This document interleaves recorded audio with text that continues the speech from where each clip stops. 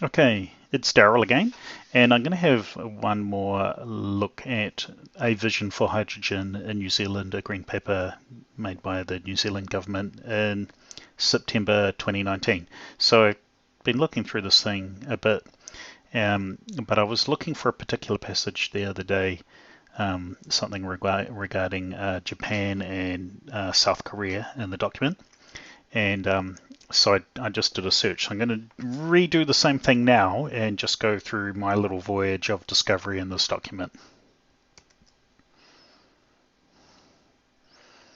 So hopefully that should have brought up the find dialog. Let's have another go. Alright, there we go. So I'll just look for Japan. And we'll just look for everywhere that Japan is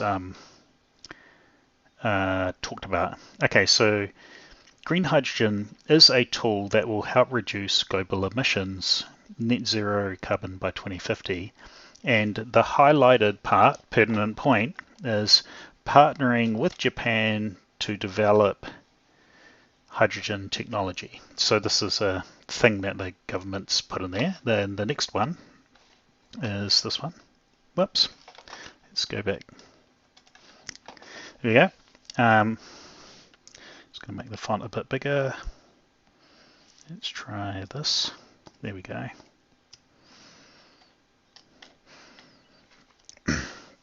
We have seen a large and growing international interest in hydrogen.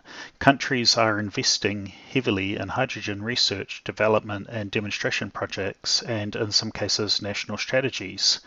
New Zealand signed a memorandum of cooperation with Japan in 2018, which signalled our interest to work in partnership with Japan to collaborate in the development of hydrogen for the benefit of both countries. New Zealand aims to transform its energy and transportation sectors as we make the transition to low emissions economy, and this partnership will allow the exchange of knowledge to enhance hydrogen development. Okay, let's find the next one. Yep. How do we scroll? There we go. Similarly, in Taupo, the Tuaropaki Trust has partnered with Japanese multinational Obayashi Corporation to construct a pilot hydrogen production facility using geothermal electricity. Several other hydrogen projects are being developed in Southland, Otago and Taranaki. Global momentum can be seen in the recent policy announcement by governments in South Korea, China, Japan, France, Norway, California, Australia and others, as well as New Zealand regarding green hydrogen's investigation and use in demonstration projects in energy and industrial transport. Japan is hosting the 2020 Olympics showcasing hydrogen energy use and has set a target for 80% hydrogen refueling stations by 2021 and 20 in brackets. Our proximity to Japan and other potential hydrogen importing countries such as South Korea means we are in a strong position to develop a new commodity export of green hydrogen. Further studies should be undertaken to assess the extent at which hydrogen export has a role in New Zealand's future, providing a way to utilise our renewable advantages to provide a new source of earnings and jobs. Vehicles are as safe, if not safer, than traditional gasoline vehicles or battery electric vehicles. The carbon fiber compressed hydrogen storage tanks of the vehicles have withstood highly demanding crash, fire and ballistic testing. Vehicles already meet the strict safety and quality regulations of countries where they are currently being deployed, including Japan, South Korea, USA and throughout Europe.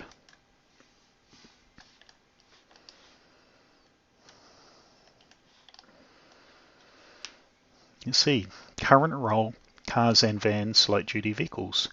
11,200 vehicles in operation, mostly in California, Europe and Japan.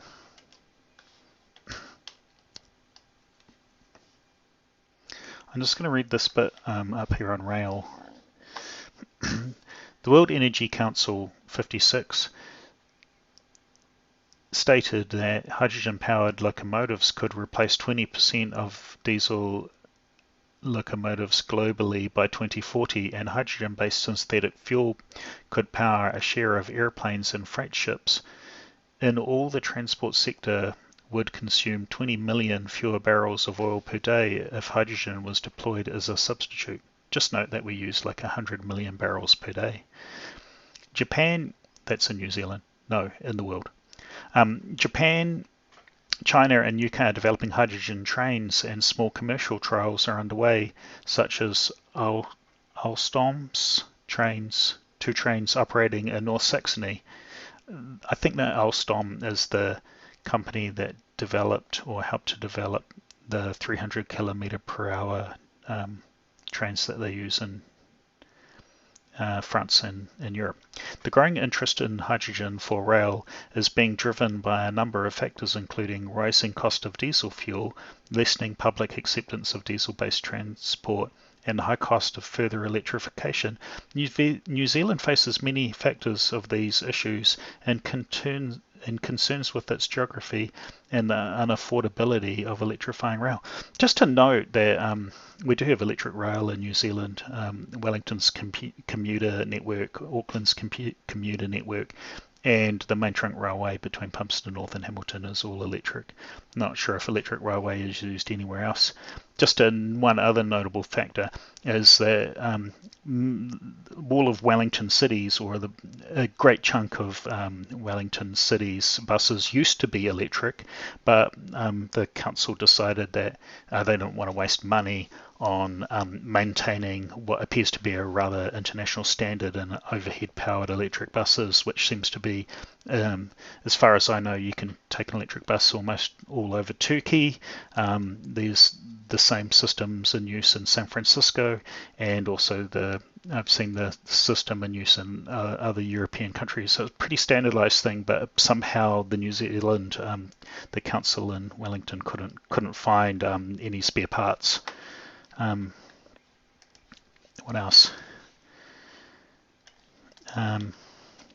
Applying the lessons from local rollout of EV charging sites on the state highway network and from hydrogen infrastructure built in the US, Japan, South Korea, the UK, Europe, to enable New Zealand to be a fast follower. Now, so they're saying that some of these other countries have hydrogen already deployed, and let's make sure I've got the context right. Yeah, it's all about. Okay, yeah, it's all about the opportunity of hydrogen. Yeah, so applying the lessons from the local rollout of EV charging sites on the state highway network and from hydrogen infrastructure built in US, Japan, South Korea, UK, Europe, to enable New Zealanders to be a fast follower. Just an interesting thing, there's currently a standards-based charging network that allows you to drive most models of electric car to almost every location in New Zealand. I understand that about 50% of the funding of those charges has come from the government, but the other 50% is from businesses that want to just set up the system. Global market for green hydrogen will be stimulated by the development of an export industry to countries including Japan, South Korea, which have limited renewable energy alternatives. To illustrate, Japan currently imports around 90% of its energy needs and sees hydrogen as a source of diversification and emissions reduction. Its government has targeted hydrogen, ideally green, imports of 300,000 tons annually by 2030, ramping up to 10 to 20 megatons. Ramping up to 5 to 10 megatons. Megatons also used as nuclear weapons. As the country transitions towards decarbonised and more resilient energy system, relying less on nuclear and fossil fuels. So there we go. There's the key plan. Japan and South Korea want to get the energy from other countries. And just to note, when they talk about green hydrogen, what they mean is hydrogen that comes from renewable energy sources as opposed to blue hydrogen, which is fake carbon capture technology, the technology that doesn't exist on any sizable power plant anywhere in the world. And the other one is brown hydrogen, which is where you make your hydrogen out of hydrocarbons and just pollute the carbon dioxide into the atmosphere like they currently do when you burn hydrocarbons. Let's get back there. Opportunity. New Zealand has abundant renewable energy potential that could be used as in part to produce green hydrogen for domestic and export markets. The IEA considers that New Zealand has a potential flow of hydrogen of 700 kilotons of hydrogen per year. Remember that you need what is it? I think there's sort of fuel tank sizes on hydrogen vehicles, 5 kilograms or something, and something like about a kilogram for 100 kilometers of driving, something like that. So you can work out how far you could drive on that.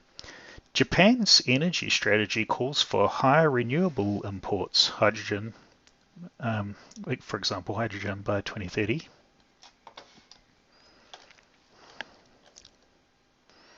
The H2 Taranaki roadmap considers that an export facility with an electrical consumption of around 500 to 1,000 megawatts could be established by 2030.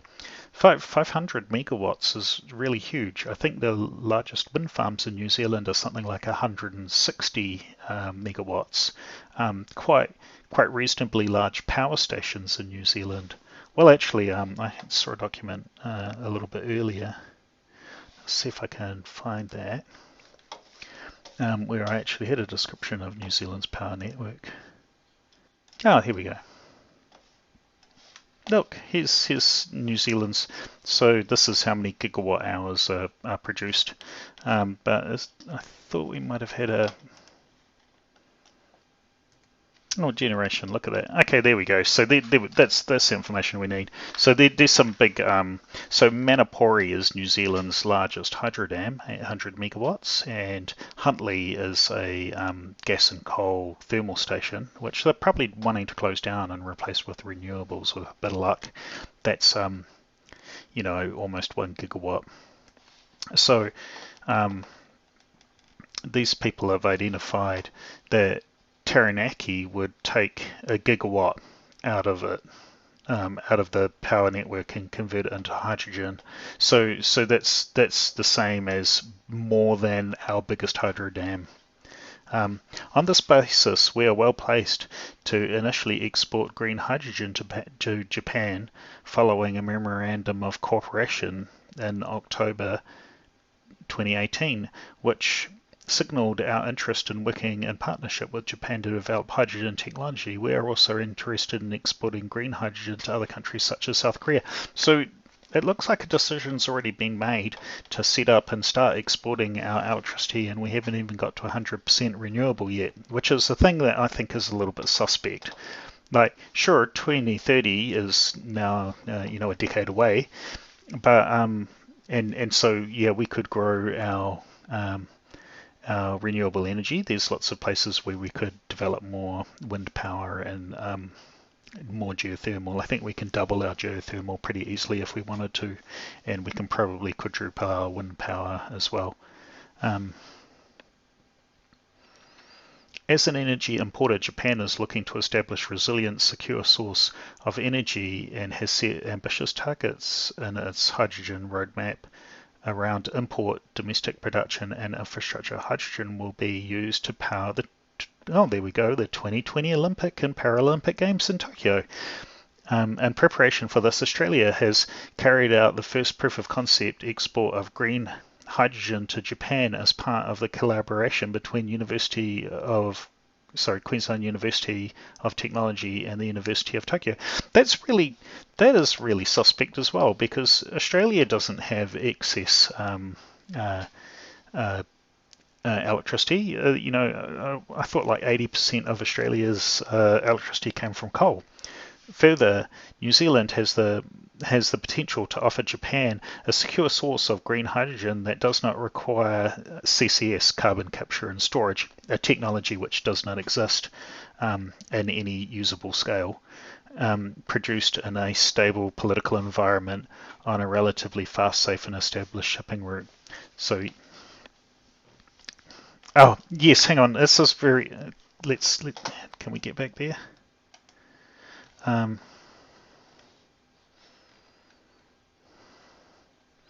The importance of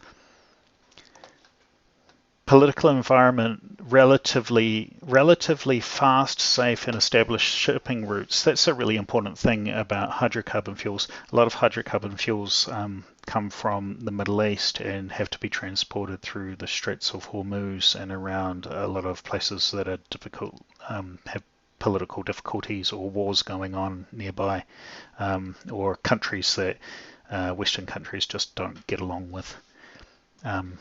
So it's interesting. Following the recommendation made in the 2019 report, the role of innovation in getting to carbon zero, New Zealand has the opportunity to work with other countries who share interests in developing green hydrogen. These include Japan, Norway, the Netherlands, Europe, South Korea, Australia. Through these alliances, New Zealand can push for international carbon transparency standards.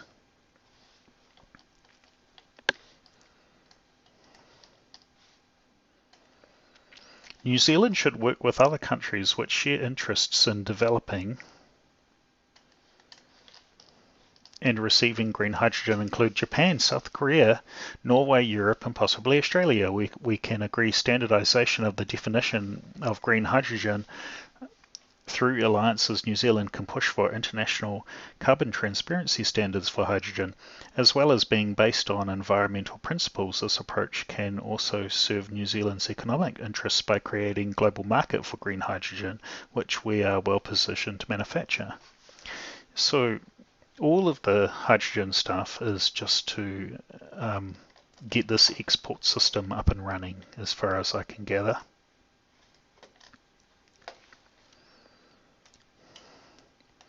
Partners, Japanese H2 Memorandum of Cooperation.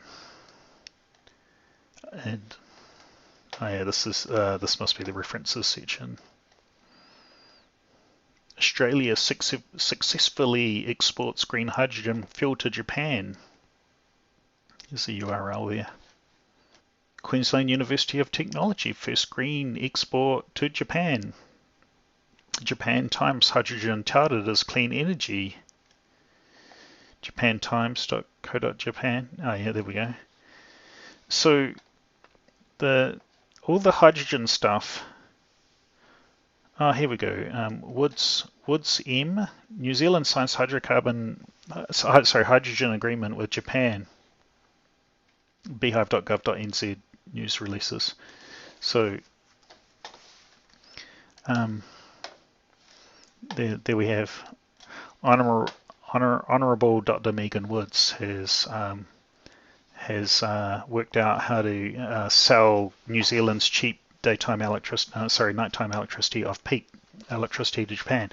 So the whole scheme is something interesting, because what this actually means is that if we have these giant machines sucking all the electricity out of New Zealand and converting it into hydrogen and putting it on ships and sending it to Japan, this just means that we're going to get rid of, we're going to have no nighttime cheap electricity, which we would all normally use to power our electric cars if New Zealand changed to electric cars. And you wouldn't really want to change to hydrogen cars because everybody knows how grossly inefficient they are.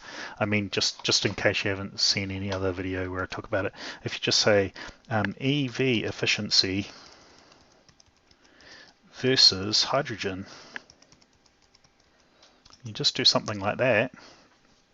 And let's have a look at some images. and you'll get these diagrams. So anyone can do this. So anytime somebody says, "Oh, hydrogen is so great," what you do is just put EV efficiency versus hydrogen in Google search, and you'll get some pictures. There we go. Yeah. So if you directly charge, yeah, good. If you directly charge a vehicle, you can get an overall efficiency on an electric car of 73%. And if you do the same thing with hydrogen, you get an overall efficiency of 22%. So hydrogen cars powered by hydrogen made from electricity go 1/3 the distance for each kilowatt that comes from the main supply. So if we used electric cars in New Zealand, that you could get 3 times the kilometers driven for each kilowatt of electricity that came from New Zealand, compared with each kilowatt that would be used in an in a hydrogen car in New Zealand or in Japan. Yeah, so that's pretty unfortunate.